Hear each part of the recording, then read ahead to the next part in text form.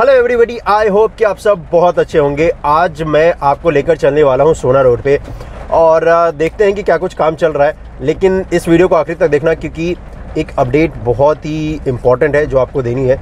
क्योंकि एक काम था जो मैंने पिछले वीडियो में आपको दिखाया था ना कि वो काम अभी स्टार्ट नहीं हुआ है और इन वजहों से वो काम स्टार्ट नहीं हुआ है, लेकिन अब वो काम स्टार्ट हो चुका है। मैं सोना रोड की बात कर रहा हूँ, ठीक है। और वो क्या है इस वीडियो में बताऊँगा, तो इसलिए इस वीडियो को आखिरी तक देखना।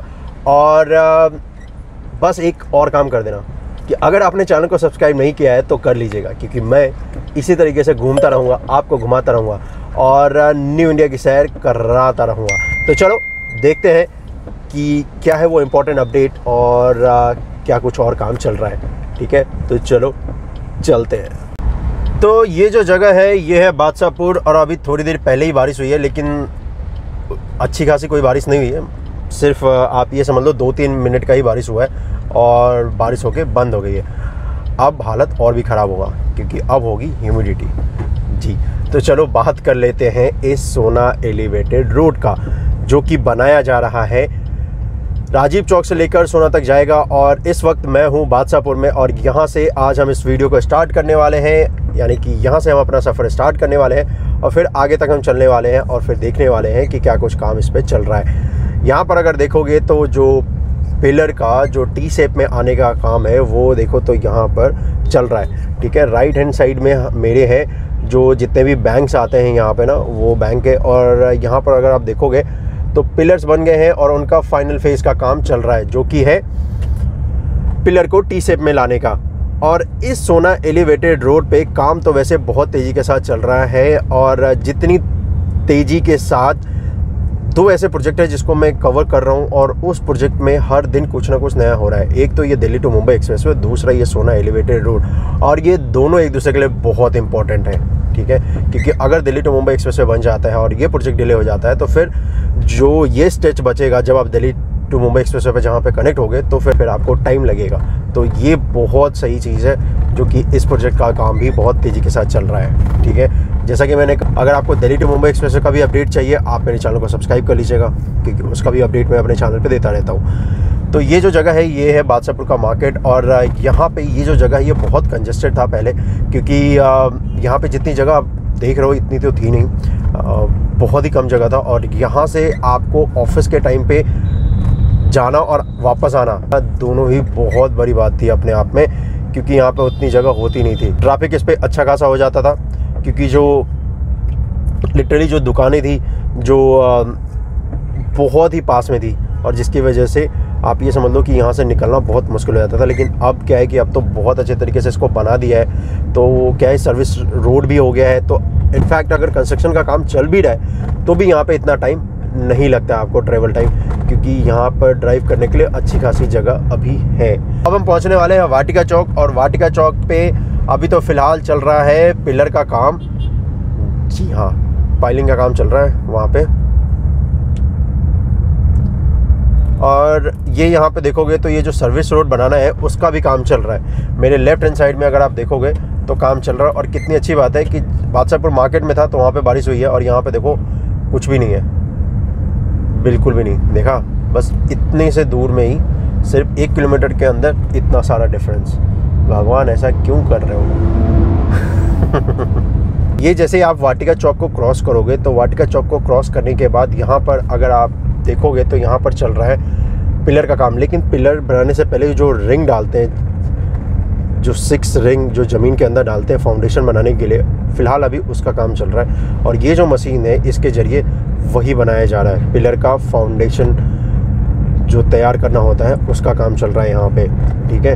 और इन पूरे जगहों पे जितना भी ये जो बीच में आप देख रहे हो ये सब कुछ जो हटाना है ये भी हटाया जा रहा है। ये सारा कुछ हटाने के बाद फिर जैसे ये हटा दिया जा रहा है तो उसके बाद बोर्ड लगाया जा रहा है। ये अगर यहाँ पे आप देखोगे ना तो ये देखो ये बोर्ड लगा रखा है ना, तो ये बोर्ड लगाने के बाद फिर पिलर का काम स्टार्ट करते हैं। क्योंकि जो मशीन है वो क्या कर रही है कि पहले ही पिलर का फाउंडेशन बनाते हुए आगे की तरफ जा रही है, क्योंकि उसे सेट होने में भी तो टाइम लगता है, वक्त लगता है। और इसीलिए वो मशीन पहले पिलर का फाउंडेशन बनाने का काम कर रही है और उसके बाद जब वो तैयार हो जा रहा है तो फिर दूसरी टीम उसके पीछे पीछे पिलर बनाने का काम कर रही है इस तरह से, क्योंकि ये जब फाउंडेशन बनने के बाद ही बनता है, ठीक है। तो फाउंडेशन यहाँ पे तैयार हो चुका है। ये पिलर बनने का जो पूरा प्रोसेस है ये ओमिक्स मॉल के आगे तक पहुँच चुका है। और अब जो थोड़ा सा ही पोर्शन बचा है वो बचा है बादशाहपुर और वाटिका चौक, इस पूरे एलिवेटेड रोड पे। और ये सिटी का सबसे बड़ा एलिवेटेड रोड है और इसकी जो कुल लंबाई है वो है 5 किलोमीटर। जी हाँ, 5 किलोमीटर लंबाई ये पूरा एलिवेटेड रोड होगा। और अभी जो ये 5 किलोमीटर जो तय करने में जो वक्त लगता है ना, जब ये बनकर तैयार हो जाएगा तब तो बिल्कुल भी एहसास भी नहीं होगा कि आप कितनी जल्दी 5 किलोमीटर निकल गए। तो ये एक अच्छी बात है। और ये यहाँ पे देखो जो पुराना रोड है उसको काटा जा रहा है। जो पहले का रोड था ना, जो सोना रोड पहले हम यूज़ किया करते थे, उसको काटा जा रहा है और उसको काट के फिर बनाया जा रहा है। जी हाँ, और यही वो मशीन करते हुए जेसीबी जो कर रही है। और ये यहाँ पे अगर देखोगे, ये जो रोड मैं अभी यूज़ कर रहा हूँ ये अभी फ़िलहाल बना है, ये पहले था नहीं।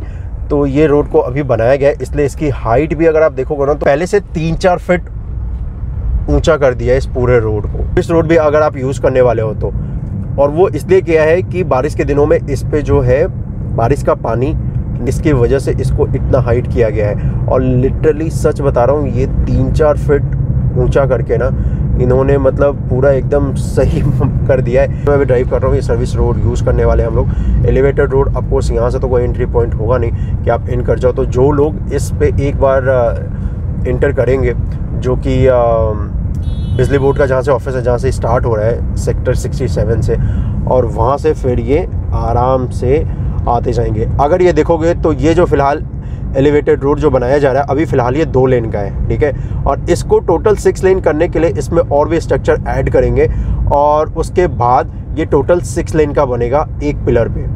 और ये अगर आप देखोगे तो बहुत तेज़ी के साथ इसका काम चल रहा है। और यकीन मानो आप, ट्रस्ट मी, जब ये पूरा बनकर तैयार हो जाएगा ना, जैसा आपको गोलपोस्ट रोड दिखता है ना, ये कुछ वैसा ही दिखने वाला है। जी हाँ, मैं आपको अगर बताऊँ तो। और ये वो स्ट्रक्चर है जो ऐड किया जा रहा है, ये जो विंग्स है ये ऐड किया जा रहा है, जिसकी मदद से ना इस पे 2 लेन और ऐड हो जाएंगे। और ठीक सिमिलर ही इसके दूसरे अपोजिट साइड में भी ऐड करेंगे और फिर ये टोटल जाकर बनता है 6 लेन का।